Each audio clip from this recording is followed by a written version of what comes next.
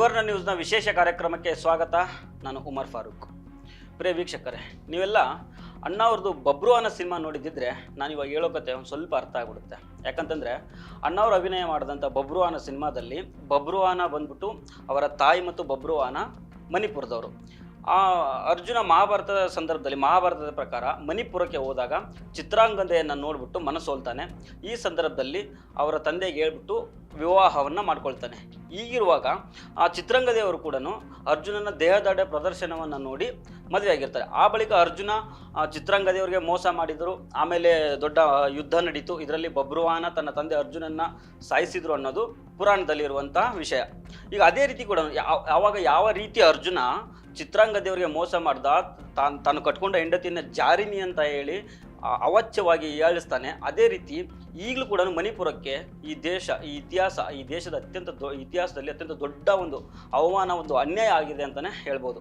ಯಾಕಂತಂದರೆ ನೋಡಿ, ಒಂದು ವಿಚಾರ ಹೇಳ್ಬಿಡ್ತೀನಿ. ಇತ್ತೀಚೆಗೆ ಫೆಬ್ರವರಿ 9ನೇ ತಾರೀಕಿಗೆ ಮುಖ್ಯಮಂತ್ರಿ ಆಗಿದ್ದಂತಹ ಮಣಿಪುರಕ್ಕೆ ಮುಖ್ಯಮಂತ್ರಿ ಆಗಿದ್ದಂತಹ ಬೀರೇನ್ ಸಿಂಗ್ ಅವರು ರಾಜೀನಾಮೆಯನ್ನು ಕೊಟ್ಟಿದ್ದಾರೆ. ಯಾಕಂತಂದರೆ ಮೇ 3, 2023ರಿಂದ ಮಣಿಪುರದಲ್ಲಿ ದೊಡ್ಡ ಮಟ್ಟದ ಹಿಂಸಾಚಾರ ನಡೆದಿತ್ತು.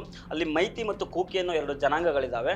2 ಜನಾಂಗಗಳ ನಡುವೆ ಮೀಸಲಾತಿ ವಿಚಾರದಲ್ಲಿ ಒಂದು ದೊಡ್ಡ ಹಿಂಸಾಚಾರ ನಡೀತಾ ಬಂದಿರುತ್ತೆ. ನೀರು ಹೊಡಿತಾ ಇರ್ತಾರೆ, ಅವ್ರು ನೋಡಿತಾರೆ, ಅವ್ರ ಆಸ್ತಿಗಳನ್ನ ಇವ್ರು ಸುಡ್ತಾರೆ, ಇವ್ರ ಆಸ್ತಿಗಳನ್ನ ಅವ್ರು ಸುಡ್ತಾರೆ.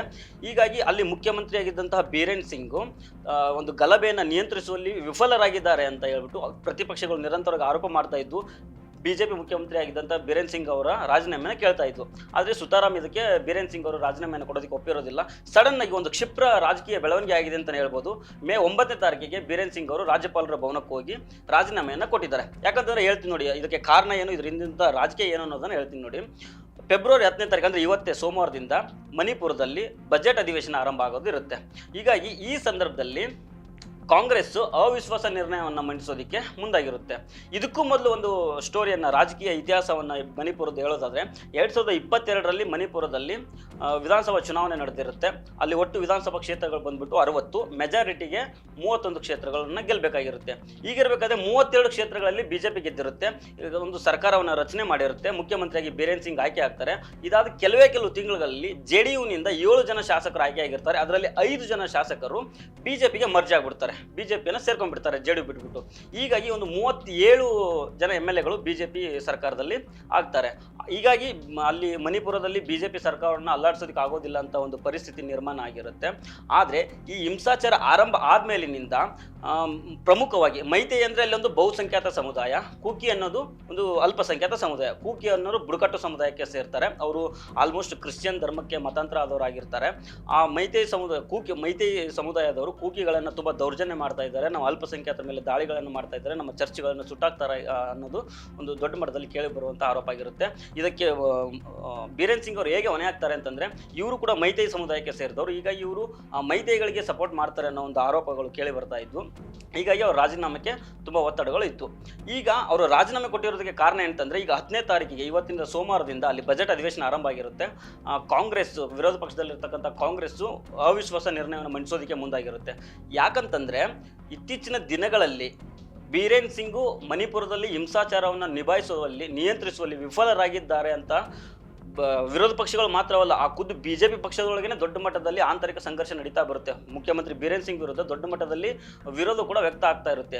ನೋಡಿ, ಒಂದು ವಿಚಾರದಲ್ಲಿ ಗಮನ ಇಟ್ಕೊಳ್ಬೇಕಾಗಿರೋದು ಅಂತಂದರೆ, ಮಣಿಪುರದ ಕೆಲವು ಮೂಲಗಳ ಪ್ರಕಾರ 9 ಜನ ಬಿಜೆಪಿ ಶಾಸಕರು ಬೀರೇನ್ ಸಿಂಗ್ ವಿರುದ್ಧ ದೊಡ್ಡ ಮಟ್ಟದ ಆಕ್ರೋಶ ವ್ಯಕ್ತಪಡಿಸಿರ್ತಾರೆ. ಅವರು ಬೀರೇನ್ ಸಿಂಗ್ ವಿರುದ್ಧ ಹಕ್ಕುಚ್ಯುತಿಯನ್ನು ಮಾಡಿಸೋದಕ್ಕೂ ಮುಂದಾಗಿರ್ತಾರೆ. ಅಂದರೆ ಈ ಒಂದು ವೇಳೆ ಸದನದಲ್ಲಿ ಇವತ್ತಿನಿಂದ ಏನು ಬಜೆಟ್ ಅಧಿವೇಶನ ಆರಂಭ ಆಗ್ತಿತ್ತೋ ಆ ಸದನದಲ್ಲಿ ಅವರು ಗೈರಾಗುವಂತಹ ಒಂದು ನಿರ್ಣಯವನ್ನು ತಗೊಂಡಿರ್ತಾರೆ, ನಿರ್ಧಾರ ಮಾಡಿರ್ತಾರೆ ಅಂತ ತಿಳಿದು ಬರುತ್ತೆ.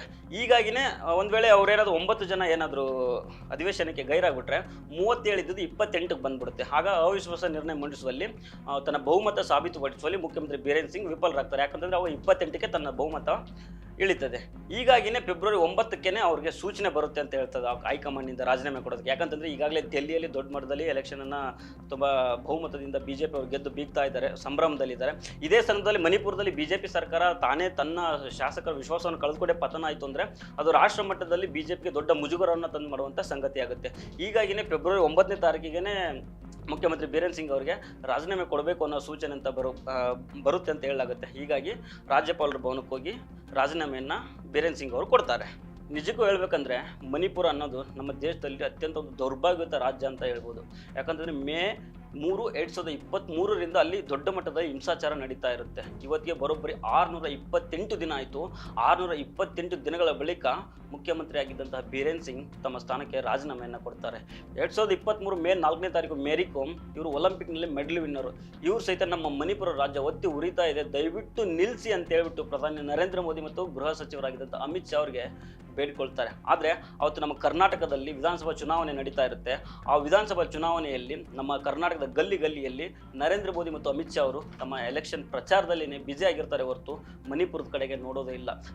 ಖುದ್ದು ನರೇಂದ್ರ ಮೋದಿ ಅವರು ಮಾತಾಡಿದ್ದು ಯಾವಾಗ ಗೊತ್ತಾ? ಬರೋಬ್ಬರಿ 90 ದಿನಗಳಾದ ಬಳಿಕ. ಅದು ಹೇಗಂತಂದ್ರೆ ಇಬ್ಬರು ಮಹಿಳೆಯರ ಬೆತ್ತಲನ ಮಾಡಿ ಮೆರವಣಿಗೆ ಮಾಡಲಾಗುತ್ತೆ ಮಣಿಪುರದಲ್ಲಿ. ಇಬ್ಬರು ಕೂಕಿ ಸಮುದಾಯದ, ಬುಡಕಟ್ಟು ಸಮುದಾಯದ ಮಹಿಳೆಯರನ್ನ ಬೆತ್ತಲು ಮೆರವಣಿಗೆ ಮಾಡಿದ ಮೇಲೆ 90 ದಿನ ಆಗಿರುತ್ತೆ. ಆವಾಗ ನರೇಂದ್ರ ಮೋದಿ ಅವರು ಮಣಿಪುರದ ಬಗ್ಗೆ ಬಾಯಿ ಬಿಡ್ತಾರೆ. ಇಂತಹ ಒಂದು ಘಟನೆಗಳನ್ನು ನಾವು ಸಹಿಸೋದಿಲ್ಲ ಅಂತ ಹೇಳ್ತಾರೆ. ಯಾಕಂದರೆ ರಾಷ್ಟ್ರ ಮಟ್ಟದಲ್ಲಿ, ಅಂತಾರಾಷ್ಟ್ರೀಯ ಮಟ್ಟದಲ್ಲಿ ಮಣಿಪುರದ ಬಗ್ಗೆ ಚರ್ಚೆ ಆಗೋದಕ್ಕೆ ಶುರುವಾದ ಮೇಲೇ ನರೇಂದ್ರ ಮೋದಿ ಅವರು ಬಾಯಿ ಬಿಡ್ತಾರೆ.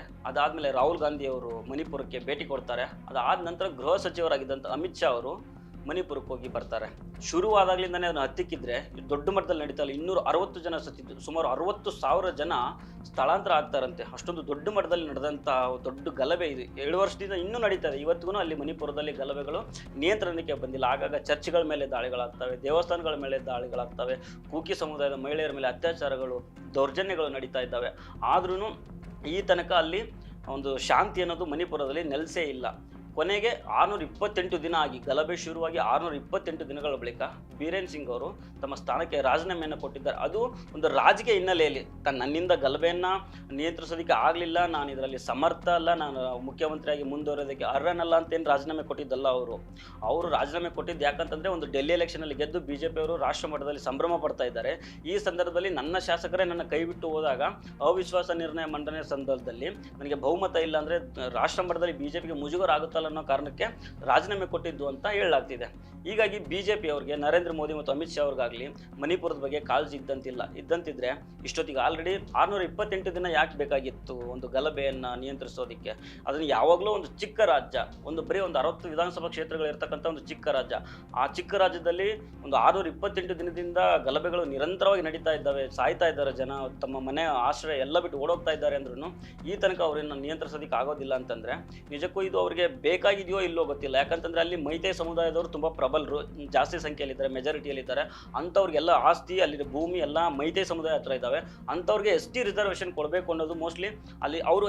ಮತ್ತೇನಂತಂದರೆ ಇಲ್ಲಿ ಮೈತೈ ಸಮುದಾಯ ಅನ್ನೋರು ಅವ್ರು ಜಾಸ್ತಿ BJP ಸಪೋರ್ಟರ್ಸ್. ಹೀಗಾಗಿ ಅವ್ರ ಪರವಾಗಿಯೇ ಸರ್ಕಾರ ಇಲ್ಲಿ ಅಲ್ಪಸಂಖ್ಯಾತರನ್ನು ಕೈ ಬಿಟ್ಟು ಮೈತೈ ಸಮುದಾಯದ ಪರವಾಗಿ ವರ್ತನೆ ಮಾಡೋ ಥರ ಕಾಣ್ತಾ ಇದೆ. ಹೀಗಾಗಿನೇ ಬೀರೇನ್ ಸಿಂಗ್ ಅವರು ಮೈತೈ ಸಮುದಾಯಕ್ಕೆ ಬೆಂಬಲವಾಗಿ ನಿಂತಿದ್ರು ಅಂತ ಹೇಳಲಾಗುತ್ತೆ. ಹಾಗಂತ ಬೀರೇನ್ ಸಿಂಗ್ ಅವರು ರಾಜೀನಾಮೆ ಕೊಟ್ಟಿದ್ದು ಇದೇ ಮೊದಲನೇ ಸರ್ತಿ ಏನಲ್ಲ. 2023ರಲ್ಲಿ ಇಂಥದ್ದೊಂದು ಘಟನೆ ನಡೆಯುತ್ತೆ. ನಾನು ಇದನ್ನು ಗಲಭೆಯನ್ನು ನಿಯಂತ್ರಿಸೋದಲ್ಲಿ ಅಸಮರ್ಥ ಅಂತ ಹೇಳ್ಬಿಟ್ಟು ರಾಜೀನಾಮೆ ಕೊಡೋದಕ್ಕೆ ಮುಂದಾಗಿರ್ತಾರೆ, ಪತ್ರನೂ ಬರೆದುಬಿಟ್ಟಿರ್ತಾರೆ ರಾಜ್ಯಪಾಲರಿಗೆ.